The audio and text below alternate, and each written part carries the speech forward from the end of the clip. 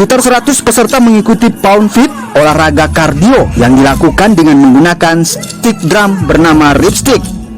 Olahraga ini perlahan mulai tren dan dikenal luas termasuk di Makassar, Sulawesi Selatan.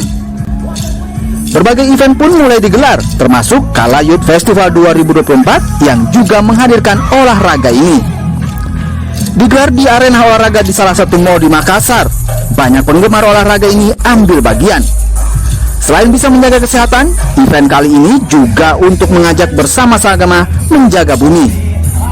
Halo, saya Kiki. Ini kali kedua saya ikut Pound Fit. Nah, Pound Fit kali ini diselenggarakan di Nipah Park, khususnya dalam acara Kala Youth Fest. Saya tertarik ikut Pound Fit ini karena banyak energi-energi positif. Selain untuk memang lebih fit, kita ketemu sama orang-orang yang energinya sama, jadi lebih semangat. Terus karena di KYF ini temanya lagi sustainable, lagi untuk selamatkan bumi, mau lihat nih keseruan apa, semangatnya orang-orang untuk sama-sama bergerak ke hidup yang lebih hemat energi dan lebih baik.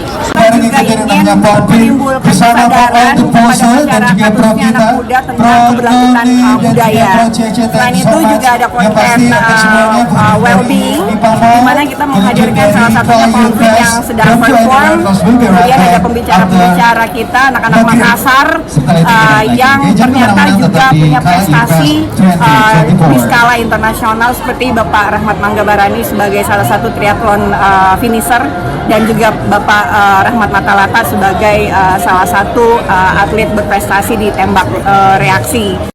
Di Kala Youth Festival 2024, selain pertunjukan Pound Fit, juga hadir sejumlah event lain seperti talk show, pengusaha hingga atlet. Mira Rustam, Kompas TV.